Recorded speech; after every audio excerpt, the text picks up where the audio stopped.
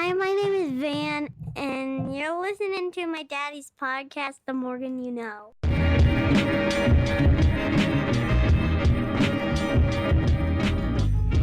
Love the show, and you should check out my buddy Rod Morgan's pod, The Morgan You Know, as I'm confident he's primed to make some waves on the scene. Hello, ladies and gentlemen. It's been a long time. We shouldn't have left you without a dope pod to listen to. We are back. My name is Rod Morgan. This is the Morgan You Know podcast. I am joined by my co-host in life and my co-host on this podcast, the lovely Mrs. Morgan You Know. Kate, hello. Hello. Good to be back. We took a little time off. There have been plenty of wrestling podcasts here on the feed and plenty of basketball and football talk, but we had to come back to talk about something momentous, something unheard of, something that hasn't been done before in the history of television. We'll get more into that as we go along. But joining us to have fun and talk on this podcast are a couple of old friends. But first, I should shout out a man who's not with us, but he's producing this podcast. His name is James Thomas Jamriska. He is responsible for everything that you hear and everything that you see on all of our social media platforms and all of our different podcast platforms. So do Jimmy a favor, do me a favor, give us a like, give us a follow, tell a friend about the show. That helps all of us out. Joining me is a man who, quite frankly, I can't get away from if I'm doing a podcast. He is on there with me. He is down there in Bloomington. I fight with him about wrestling. I fight with him about basketball. I fight with him about football. And now we're going to fight about Taylor Sheridan. Chris, hello. What's up, Rod? Good evening, Kate. It is lovely to see you as always. Good to see you too. I just teased a little bit there. Landman just aired episode number 10 of its first season. That show was created by Taylor Sheridan. Yellowstone ended its 5-season run a few weeks back, and Lioness is also currently on television. So we're talking about Taylor Sheridan shows. And if we're talking about Taylor Sheridan shows, there's some cowboys involved in Taylor Sheridan shows. And there's only one cowboy here on the Morgan You Know podcasting network. He's our old friend, Derek Smith. Derek, hello. Hey, how's it going? Good evening. It is late, but we are here. We're doing a podcast. I'm back. That's right. Listen, we do them late, we do them early, we do them in the middle of the afternoon. Whenever we can get like-minded people together that are excited to talk about something, we record a Morgan You Know podcast. So we are back. I said it there, but let me give a more proper intro to Taylor Sheridan here. I have something prepared. Kate, can you believe this? I wrote something down. Instead of me just flying off the top of my head for a change, I have something prepared. I know. New year, new you. You were rubbing off on me. So welcome to a special deep dive into the world of Taylor Sheridan, the man who has reshaped modern television with his gritty westerns and complex characters. From the sprawling ranches of Montana, the deserts of the Middle East, and the gritty streets of Tulsa, Sheridan has captivated audiences with his unique vision. In this episode, we're going to talk about a little bit of his background. We're going to do a little bit of analyzation of his work, at least as much as we here are capable of. And we're going to spoil a little bit of Yellowstone. We're going to spoil a little bit of Landman. And we're going to try to land on why people like the universe that this man has created. Kate, does that sound like a fair summation of what we're going to try to do this evening? It does, and you wrote that really well. I have to give a shout out to that. Well done. I didn't even read that before now. Well, I also forgot to get to my final ending where this sounds a little bit more like me. I meant to actually end that and say, so saddle up and get ready to explore the world of Taylor Sheridan. That sounds a little bit more like something. That tracks. That tracks. Yeah. All right, so Chris, Taylor Sheridan. I say that name to you. What's the first thing you think of? Let's just start there. Let's just go broad, and then we'll get into the great questions I have. Modern Western? I mean, more or less, that's what first pops into my head, right? Because you have the Yellowstone-type shows, but every show that he has that I'm aware of takes place west of the Mississippi, so that's really where I get the idea of West or modern Western. Well, I like that. I'm fairly certain. I've not watched Lioness. I know Derek has checked in on that. I think Lioness takes place in Washington, D.C. and sometimes in the Middle East, so that's clearly going to be on the other side of the Mississippi. And also Mayor of Kingstown takes place in Michigan, so that's definitely on the other side of the Mississippi there. But still themes, right, Chris? I think what you said there by cowboy gets to what I think, right? I think Taylor Sheridan is very interested in telling masculine stories. That's what I think of first when I think of Taylor Sheridan. Derek, how about you? Yeah, actually, we were talking about writing something down. I also have some notes as well, and that's how excited I am to talk about Taylor Sheridan. We call it in the business neo-westerns, and I've watched so many westerns in my life. As you can tell, I mean, I'm cowboy, obviously, but he brings this new vibe to a western because, he is modern, as he said, and his stories are modern, but they are westerns. The feel of them are westerns. It's more of a vibe and storytelling. That's for sure. Kate, how about you? Taylor Sheridan. I've made you watch a couple of these shows. What are your thoughts about the man? Yeah, I think it's American storytelling is what he does, right? So I think when I think of him, immediately I think of the American landscape. I think that's where his storytelling is best, is done through the lens, not necessarily in dialogue, and we'll get to that. But I think showing the beauty of America through cinematography, I think he does that really, really well. Beauty and the hardships, too, because I think that Mayor of Kingstown does that particularly well. But you're seeing what these places look like. And Montana, just a lot of people are not going to have the opportunity to visit areas like Montana and to be able to show it in such a beautiful way. I just think he's putting a spin on American storytelling through cinematography. I think you've definitely hit on something there, shining a light on something that Americans don't know an awful lot about. I think that's definitely something that is important to Taylor Sheridan. Let's just go a little even more broad here. How about this? He was born Sheridan Taylor Gibbler Jr. on May 21st, 1970, okay? He got his first acting gig at about 16 years old when he was on an episode of Walker, Texas Ranger. He then bounced around on Dr. Quinn Medicine Woman. Remember that one? He was on Party of Five. He did a stint on VIP. Chris, the Pamela Anderson secret spy show. I know you were a huge fan of VIP. He also popped in on Star Trek Enterprise, CSI New York, NYPD Blue, and then he had a bit of a meaty role on Sons of Anarchy, where I know the Mrs. Morgan was a big fan of Sons of Anarchy. Can you fill us in on what you remember of Taylor Sheridan, the actor on that show? Is he memorable at all? Yeah, I think he was just on the first season, maybe the second season. Derek, do you remember if he was on 1 or 2 seasons? I think he did two seasons. He was part of the sheriff's department, so he was a cop, and you hate him. Maybe it's longer than that, because he had the relationship with Agent Stahl, the one with the great hair, but she's super hateable. Mm-hmm.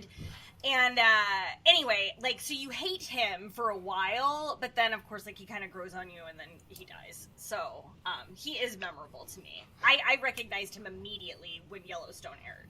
So as legend goes, he's filming that show, and he's getting a bit disillusioned with some of the dialogue that's coming his way. He's getting a bit disillusioned with the plot lines. He's not having a whole lot of other things that are out there. He's directed Wind River back in 2017, so he's got a little bit of experience here, and so he says, you know what? I'm going to write me a television show. He writes Yellowstone. It comes out in 2018. And Chris, another thing I think I want to touch on about Taylor Sheridan here is this guy attracts big stars, all right? We're talking Kevin Costner. We're talking Sylvester Stallone. We're talking Billy Bob Thornton, John Hamm, Jeremy Renner, Helen Mirren, Harrison Ford, right? What is it? Why do these big stars want to do his shows? I mean, I think part of it you guys kind of touched on, right? He was disillusioned with the script on some of those that he was working on before as an actor. So I think he has learned to develop scripts and, well-versed type of characters that these people can then dive into. And as an actor, you think you can get into a character a little bit deeper when you have a series to get behind, whether it may be a limited series a la 1883 or 1923 versus a longer series like Yellowstone. All right, the other thing I want to point out about Taylor here real quick, and then we'll get going on the questions, is this man is prolific. Okay, I mentioned it in the intro there. He currently has 7 to 8 shows in production, considering if you still think the mayor of Kingstown is on the air. Nobody's 100% certain about that. Yellowstone is supposed to be over, but there's going to be a Rip and Beth spinoff.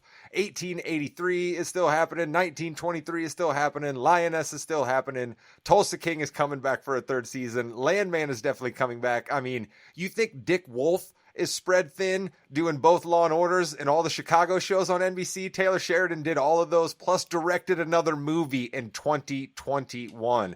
Kate, I know you are a writer. How in the world do you think this man is capable of even writing that much in the short period of time we're talking about? Cocaine. I'm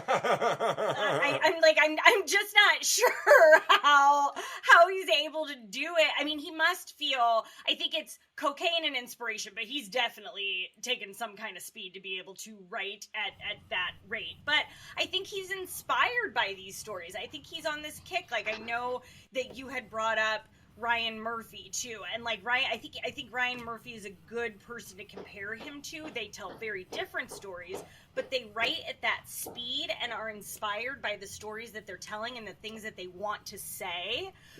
One, I think, way more left-leaning, and the other way more right-leaning, but like they want to tell these stories. This is important. It's important to them, and they're going to come up with characters and just keep going as fast as they can. And I think that some people, when you have that creative spark, can just keep going. I love that. So Derek, Chris, we'll go to this question on this one after playing off of what Kate just said there. So Taylor Sheridan, is he a visionary, a product of his time, or something else entirely? Chris, Okay, I'll so go to you first. I want to jump in here. I'm not so sure that I believe Taylor Sheridan is writing all of this. I believe he does create these shows as the executive producer, but I would be willing to bet he probably has writing teams for each of these projects that then he has editorial say over what they write. I highly doubt that he's writing all of them.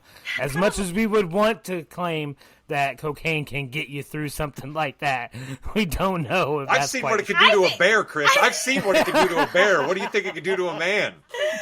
We've seen Rick James. But what's interesting is that, like, I would agree. It's probably not all of the episodes, but man, if he writes them, it's right there, written by Taylor Sheridan. He is not giving credit to a writing staff or to other writers like a lot of folks do. So I don't think that that's every episode or every show that he's doing, but his name is front and center on the ones that he does write, and so you can see that. Derek, where do you come down on this? Actually, I kind of agree with Chris a little. I do think he has some help, has to. I mean, there's no way he doesn't. I would just say I think he has complete control of what is written, because the themes are similar. The dialogue is always really, really good. So if he does have a team, they are a team. They must be dialed in because it's always similar. And we're going to talk about this later, but the characters can be really similar as well. And I'm not saying that he writes the same character every time, but they are very similar as well. So I agree that he maybe has a team, but I think they work together as one. I wouldn't say that he's a visionary, right? I wouldn't say that he's a visionary, but what I would say I think he's done is I think he's filled a void, right? I think Taylor Sheridan shows aren't overtly political, but they certainly are closer to the type of politics that generally get put off by a lot of other big-time Hollywood products. Correct. Did I dance around that as comfortably as I possibly could right there? Well, I can come out and say that if you want. I mean, he's a conservative-minded... You say what you're comfortable saying. He is a conservative-minded producer of these shows. I mean, the Western Justice, the sort of capitalistic views at times in these shows they're right-leaning, and I hope that doesn't put people off. I mean, you can guess. Listen, you got a couple card-carrying liberals over here that watch all of his shows. I'm not put off by it at all. No, and I'm not saying you guys are. I'm just I know. I just, that's where he leans, and that's why I agree with you in this sense that he does fill that void. Yes, I agree. Chris, I know you've got some thoughts on this. What do you want to say on that? On what? His political leanings that show through on the show? I mean, do you think he's a visionary for what he's saying, or do you think that, like I do, that he just kind of was willing to go into a void others weren't? I don't know if either one of those is necessarily true. Okay. Okay, so yes, I do think that some of his political ideas do come through on the show. It's very evident when John Dutton becomes governor of Montana. Let's put that right out there. That he wrote that into the show, so I'm pretty sure that's probably. Oh, and Landman as well. It's clear what Tommy Norris thinks about some things as well when you watch Landman. But you're missing what we as the general public consume in mass, and it is tough guy action, vigilante justice, things of that nature that we constantly watch, going back to spaghetti westerns with The Man with No Name and Clint Eastwood, to more modern things like The Fall Guy or things of that nature, where we are drawn to that type of character. John Wick would be an example. We're drawn to this type of single man fighting for justice, whatever justice that may be. So definitely not visionary in your point then. He's just rehashing the stories that we've heard before. Not completely rehashing, I wouldn't say, but sticking with that same theme though. Okay, well, Kate, let me go to you on this then, playing off of what Chris just said there.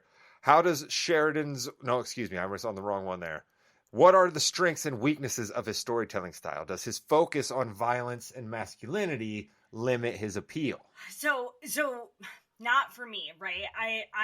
It's a weird thing to say, but I enjoy violence, right? So I like seeing the fighting. I like the violence. I like all of that woven into good storytelling. I think that's important. So I don't find that off-putting. And I think, let's talk about Yellowstone in particular. I think the balance there is provided in the cinematography. It's in the land. It's showcasing how absolutely gorgeous that part of the country is, and the hard work that goes into running a ranch, being a cowboy. Like, you're not seeing that on any other show. So, like, I think what it does to not off-put the card-carrying liberals is to show us an experience that we're not being shown elsewhere and to humble us a little bit. And I think that there's some value there. And so I think Taylor Sheridan's storytelling is done far better through showing than it is through the dialogue itself. And that's where he succeeds, and that's where he strikes that balance. And then the violence to me is just like it's a bonus, because I think it adds to the conflict, and I enjoy conflict in any show I'm watching.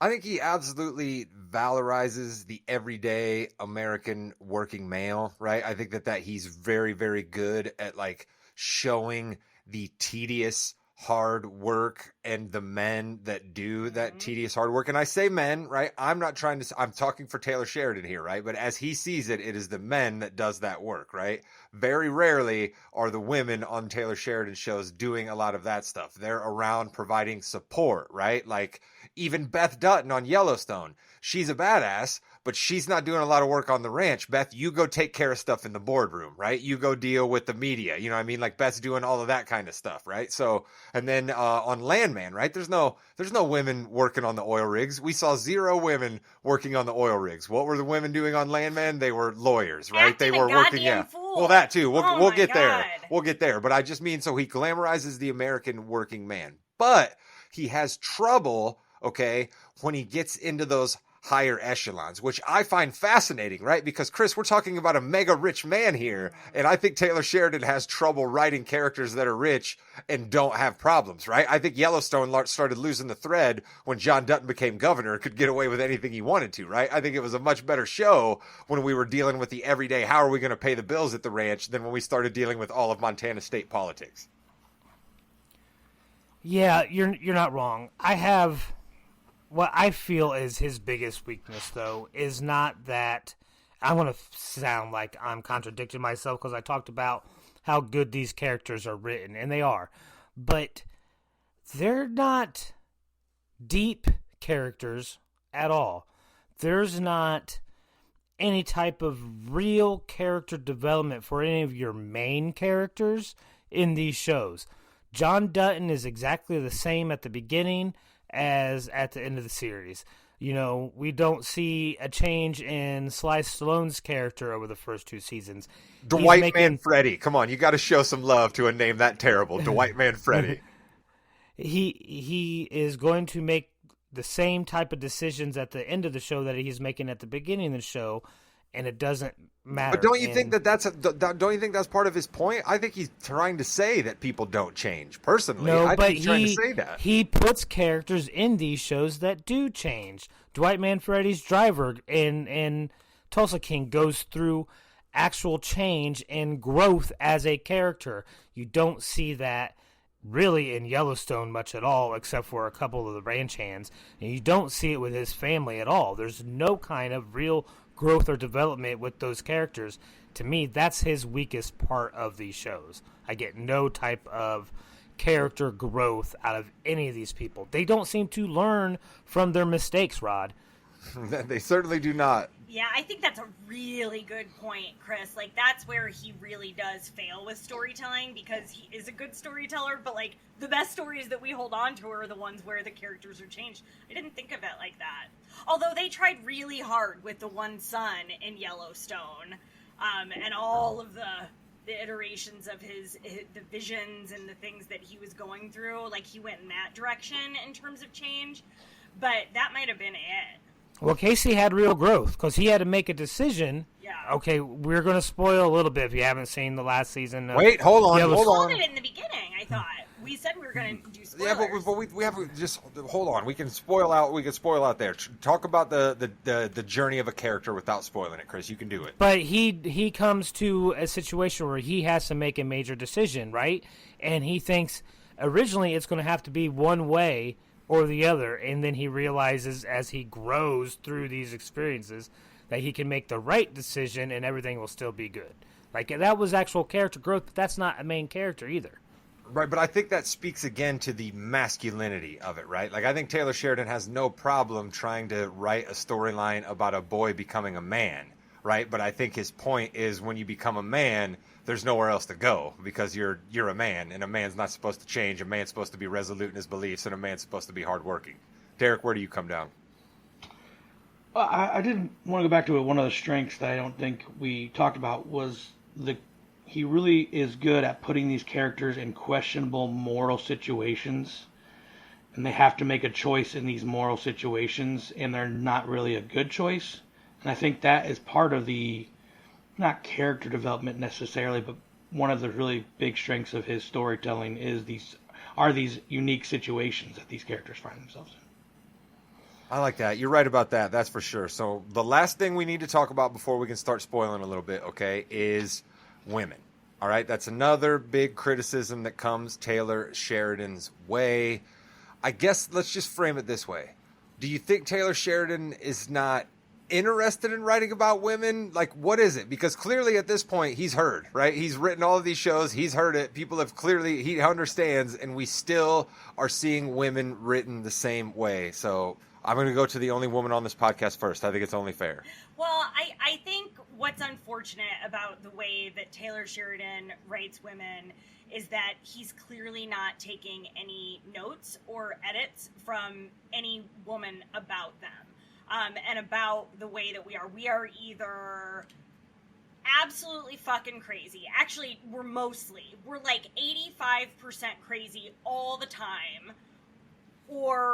And then mega successful, like Beth and the lawyer on Landman, but also just vicious, evil, so angry all the time. Or just sex pots. I was going to say mega horny. Don't forget mega horny. And that's that. And there's no depth to any of the women who he's writing about. And so here's the thing. Don't include us as much then. If you don't want to tell the story of a woman, then don't. Just have us as very peripheral characters who are just living on the outskirts of these main men in these shows, and I think that's better than the way that he's currently portraying women in his shows, because we're not that, or just that, and I think that that's unfortunate to me about how he writes women in his shows. Chris, what do you think about the women angle on Sheridan shows? Though, are you like me sometimes, where you're they go to the women plots and you're like, ah. And that's not anything against women. I love women. I'm pro women, man. They really rev my engines. You know what I mean? To quote Brian Fantana from Anchorman. But they're dead end plots on Taylor Sheridan shows because of what the Mrs. Morganino said. So female characters on Sheridan shows, you think what? So I don't think that he really puts them out front that much, right? I really don't. And as far as like a major part of the show, in Yellowstone, I think Beth has a very important part of the show, right? But it's not like there is nothing but women portrayed in that show either, all right? You have one ranch hand, Teeter, you have Beth, and then you have real periphery characters outside of that. You have Casey's wife, you have the lawyer messing around with Jamie, and that's really about it, besides some other little characters. But you basically, okay, look, we're getting to the spoiler points here, folks. Hold on. Okay. No, we're going to get to the spoiler points here. So if you have never watched any of these shows and you don't want us to give any of the plot lines away here, you should probably stop listening. We gave you a good 20 minutes on the overall Taylor Sheridan, what he's about, why you should watch him. Okay, but Chris, what you just described there, okay, was you just described the dutiful wife, right? You said it yourself. We've seen that before. That is Casey's wife. Right? Crazed sex pot, which Kate just talked about a second ago. That's the lawyer. And then two complete aliens. Teeter, all right, and Beth Dutton are not real people. I love Beth Dutton, but she's not a real person. Teeter is not a real person. You just described two aliens that were pigeonholed in as females, the lead females on Yellowstone, and the rest were complete sidelines, archetypes. Come on, Chris. What I'm going to say, though, is I do think there is one female character that probably has more depth than just about any other character that he's written, and that is the Latina wife or widow in Landman. I think you see real type of conflict internally and everything, and I think that character has some of the most conflict going on in anything. I think that's a real internal conflict that real people can kind of identify with versus the external conflict that Tommy's dealing with.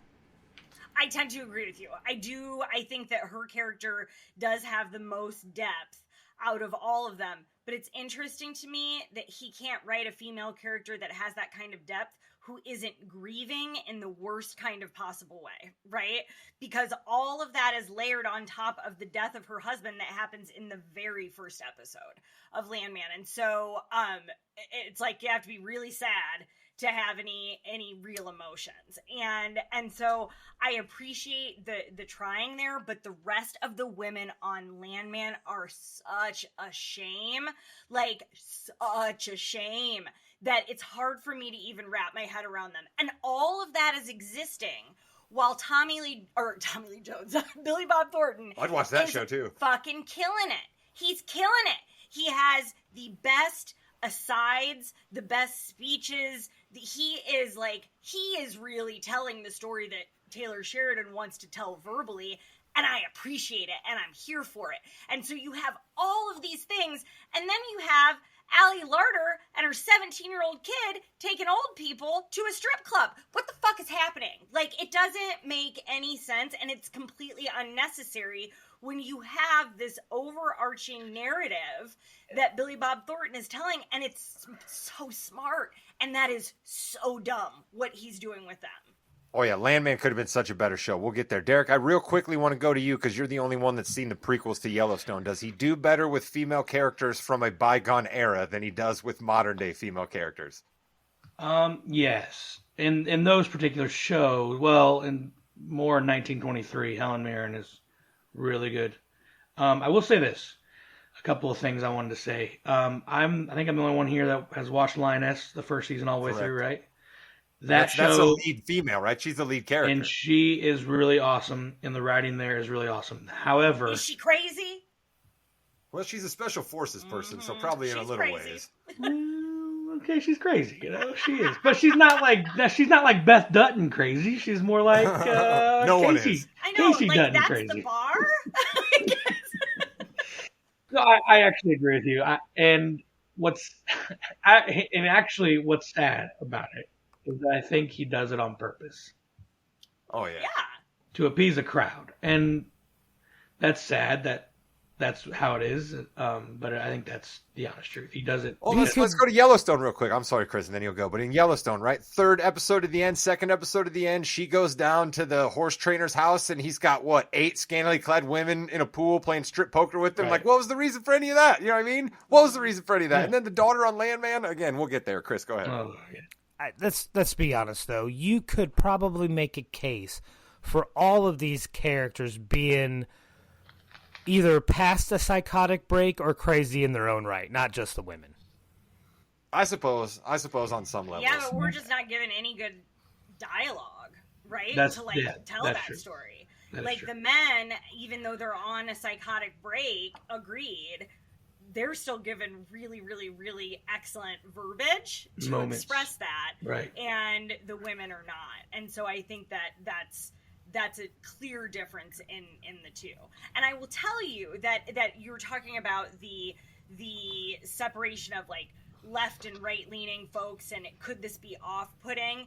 It's that is way more off-putting to me than any discussion about environmentalism and oil or any of that. It is, you don't know who I am. You don't know who women are. And that to me is far more off-putting than any of his political leanings. But I like that. do you, Chris, you seem annoyed. No, I'm not annoyed at all. I do think that we need to realize, too, that we can't expect all men to be able to write well for all women, just like we should You expect say you can't hire women. one, you can't just hire a couple, you can't just say, come on in here and edit this woman for me real Mitt quick. Romney had a binder full of women. Come on, we can find women. Come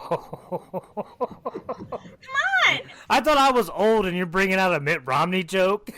Listen, I'm nothing if not doing dated references. Anyone that's listened to Morganito podcast and that word before, they know. That's what they want from me. It's a crowd pleaser. Yes, you can, Kate. You definitely can, and he probably should, right? But like, if he is going to get credit for writing all this stuff, and we're going to say he's on cocaine writing all this stuff, I guess I can't blame him then for being a bad writer for a gender and a way of life that he's never experienced, right?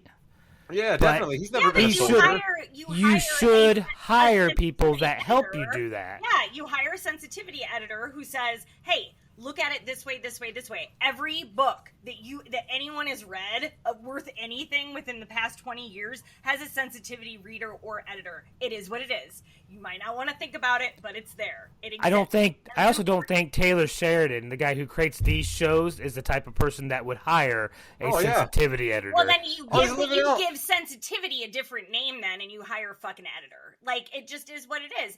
Or you take the female characters back and push them aside a little bit because that's not what your show's about. So stop trying to force them in to a story that doesn't need them Yeah. and works Yeah. without them going to the strip club Come on, with the Chris.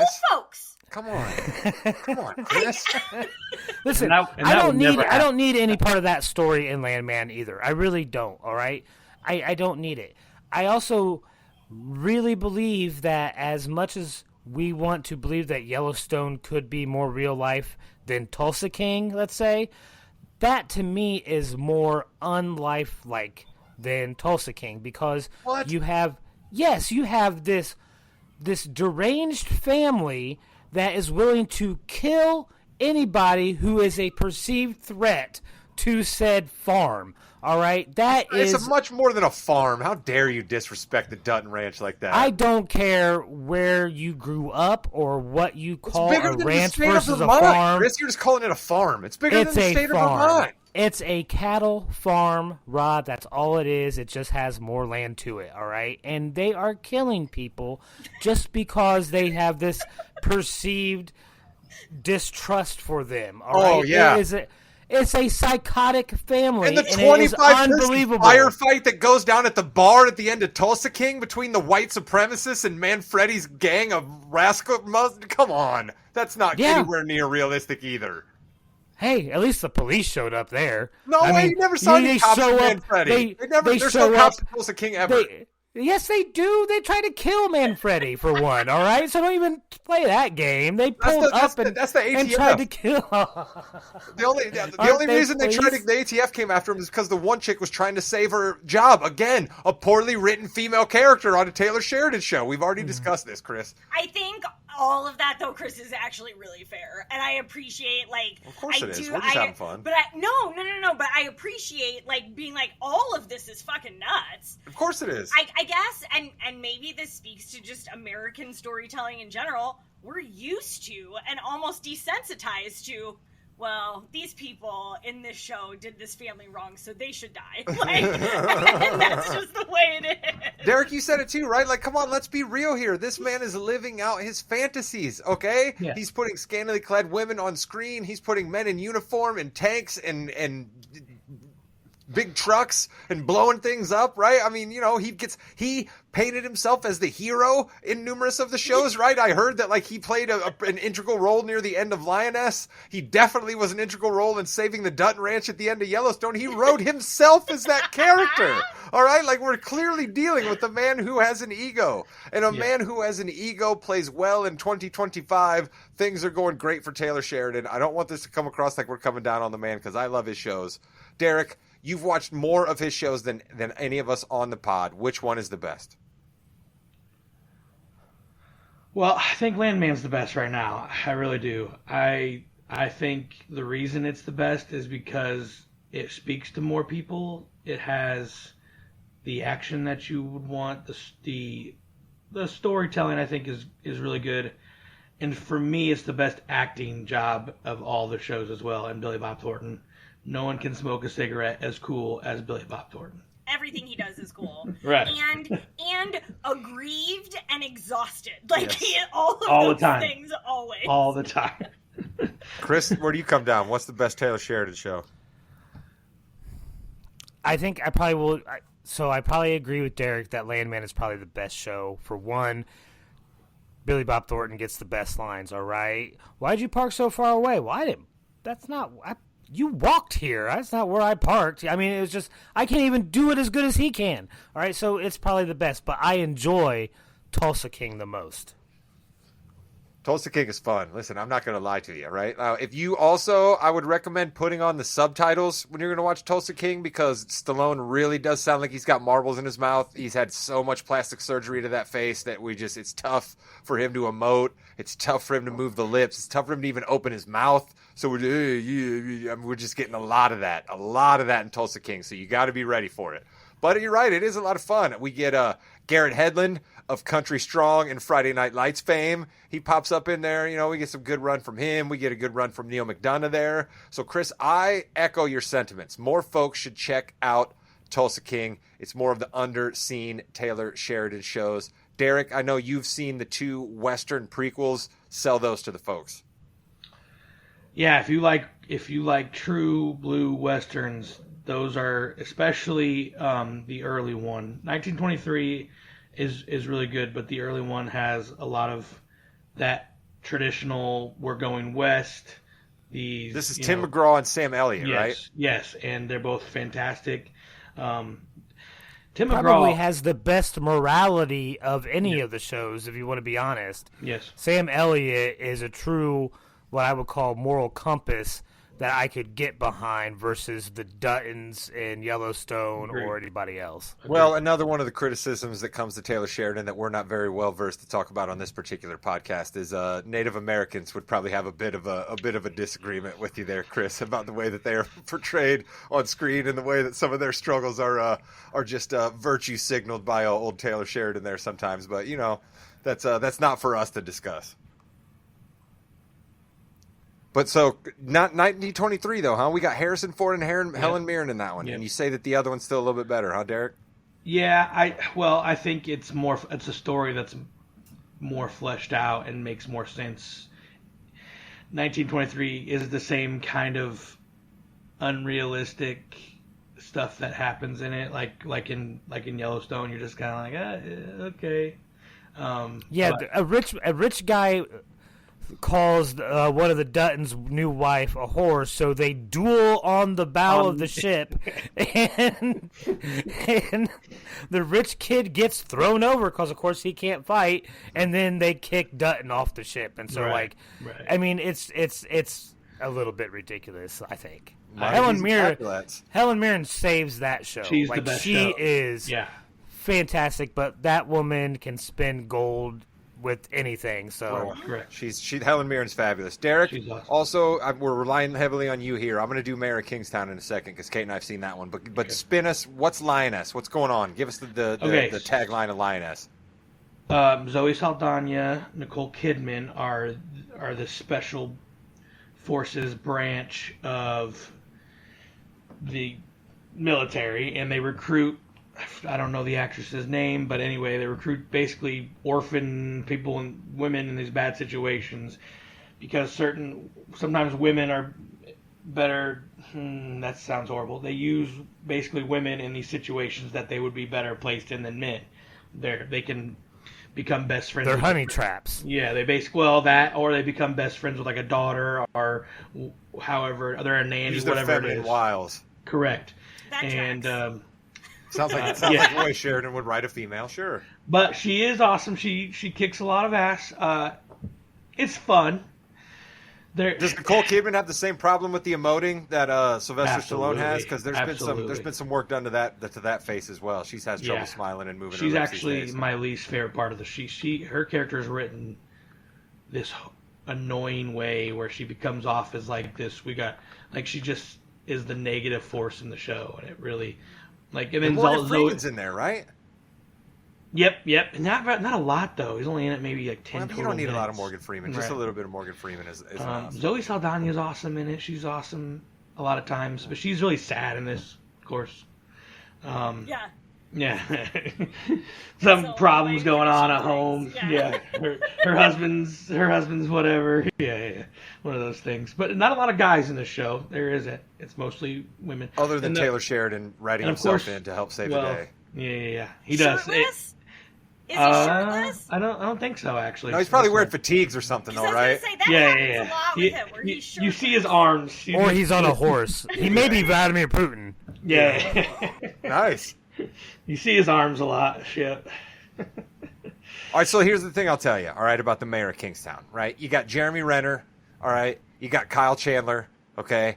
And there's a trick in the Mayor of Kingstown that old Taylor Sheridan likes to pull very often in his shows, all right? That's a big-time spoiler that I don't want to give away about any one of them, but anybody that's seen the Taylor Sheridan shows, anyone that's seen Landman, anyone that's seen Yellowstone will know something that Taylor likes to do at the beginning of his shows. That happens in Mayor of Kingstown, and then you're kind of on for a ride, and then it really bogs down and gets really dark. I mean, we are really getting into the minutia of prison guards and gangs and how to get messages in and what happens when messages... drug addiction on the outside, too. It's really, really dark. But if you want to just... for the exploitation factor of if you say to yourself, I want to see the best prison riot that's ever been depicted on screen, then you absolutely have to see Mayor of Kingstown episode 8 season 1. It is like 55 minutes straight of like the kind of prison riot that they would break live into CNN for, right? Because, I mean, we just got guys launching grenades at one another. We got guards dying left and right? I mean, like, the guards are getting ready to break out, and the town is on watch. I mean, this is the craziest prison break you have ever seen in your entire life.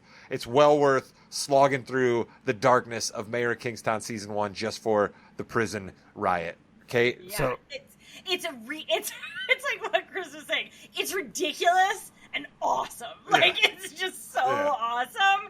But it is probably the darkest of all of Taylor Sheridan's shows. But Jeremy Renner does an excellent job. Like, you want to talk about a main character on a show that hates everything he has to do, hates every person in his life, hates every reason that he has to get up in the morning and everything that he has to do every time he gets in his car and go to the next stop to talk to the next person. That's Jeremy Renner in the Mayor of Kingstown. Yeah, it's a real family show. I watched the first episode, so I feel like he just is almost forced to go through with everything after that. But I got to ask this, though, because you said it takes place in Michigan. Is there a real place in America that has 7 penitentiaries in a 10-mile area?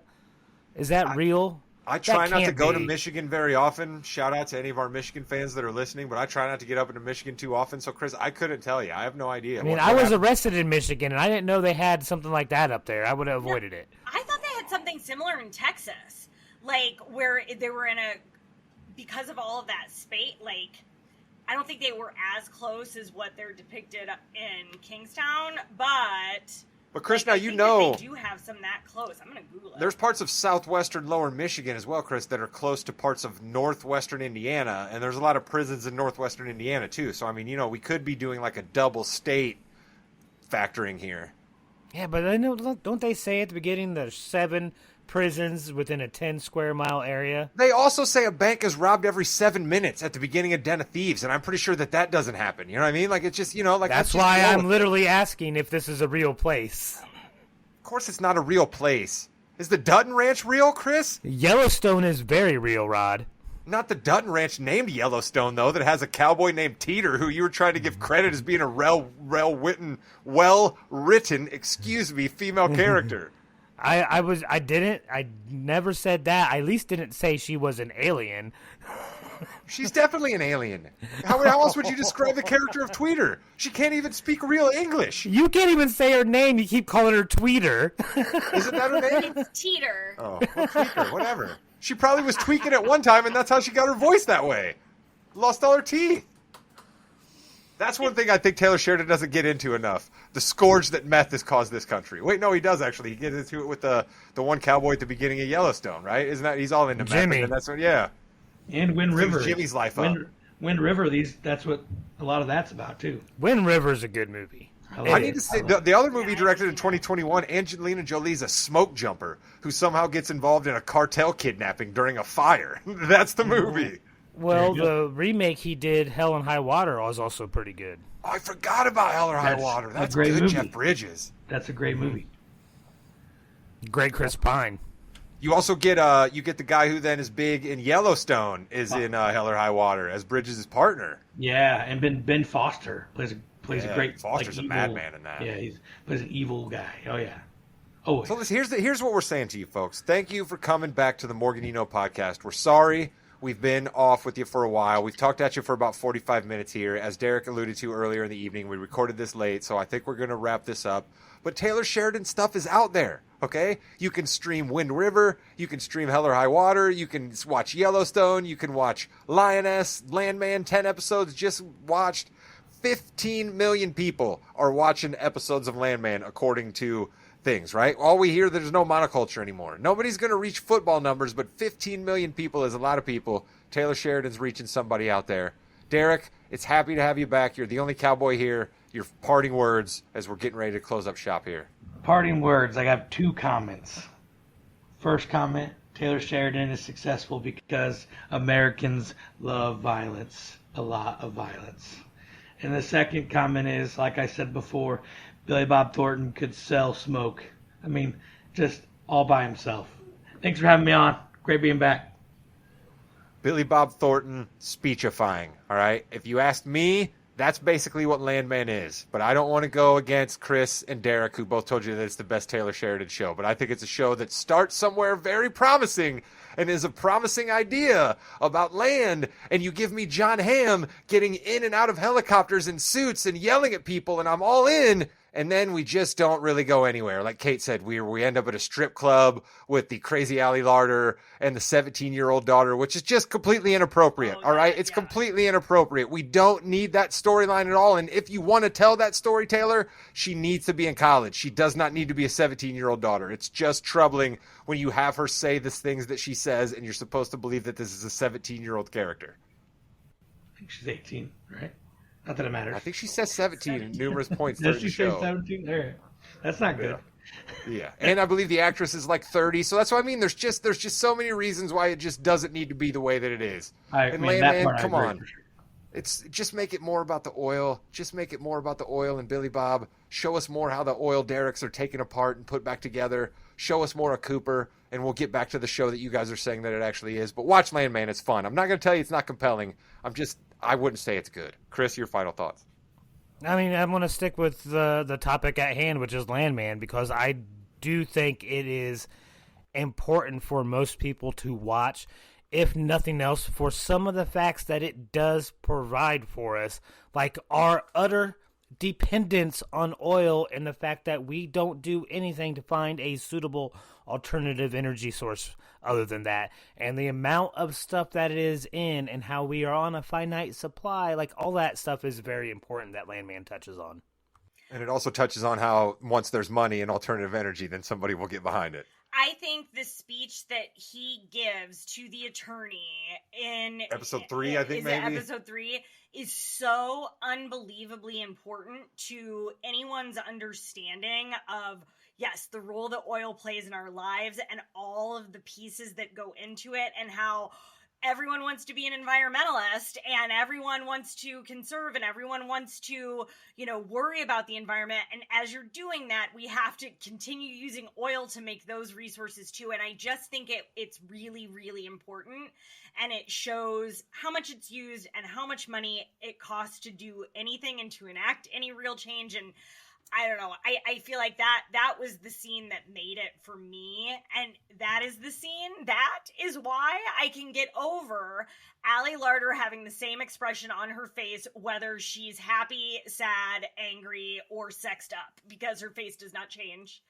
And I can get past all of the 17-year-old sex nonsense just for that scene. And just in case you get bored with Billy Bob telling you about oil, then a rattlesnake about kills a woman and he takes its head off. So, I mean, Taylor Sheridan's still right there. He's still right there for you and has an almost rattlesnake attack right after the big speechifying happens. So, and listen, I'm just going to do it. It needed to be said. Shout out to Allie Larder. All right. You're playing an absolutely crazy character, but you look friggin' fabulous doing it. I said to Rod, early on, look, I, was a teenager in the 90s. I will stand with Allie Larder forever, right? I have seen her. Derek, you're a big Heroes guy. I can see it. You love Heroes. Save the cheerleader, save the world. I have seen her in a whipped cream bikini, and I have seen her, locking herself up in a padded room because of, what is the name of it? Final Destination. She's my girl. But we could give her more to do, and we could give her face more to do as well. Yeah, we don't have to make her body do all the work, Taylor Sheridan. You could let her acting chops do it. Chris, but she looks good though. Good for her. Watch Tulsa King. It's the fun one. It is the fun one. I will echo your sentiments there. It's definitely the fun one. It's not realistic at all, but it's definitely the fun one. Chris, my man, thank you for. Did you have any more fun arguing with me about media more than arguing with me about wrestling or sports? No, it's about the same. It's about the same. About the same. Derek, thank you so much for coming back. Did you enjoy your return appearance to the podcast network here? Loved it. Glad I got to come back. Thanks for having me. Mrs. Morgan, we dusted the mics off and we did another one. How do you think we did? This was a lot of fun. I really liked it. Do you think? Yeah. Do you have a idea on the horizon of the next time we might crack these microphones for the people? I want to talk. Well, it's funny because I'm all I do are plant things and book things, so I talk about books, but. We could talk about books. Talk about people, yeah. I will talk about books anytime you want. Let's talk about books. There you go. Derek and Kate will be back with book talk. Chris and I will be back talking about explosions and people walking down to the ring in trunks to fight one another, because that's what we do here on the network. I still want to talk about violence though too. Yeah. We'll talk about violent books. There's always violence behind everything. So with that has been the Morgan You Know. Thank you for listening, Jimmy. Thank you for producing. And like I said at the top, give us a like, give us a comment, tell your friends to listen. We'd appreciate it.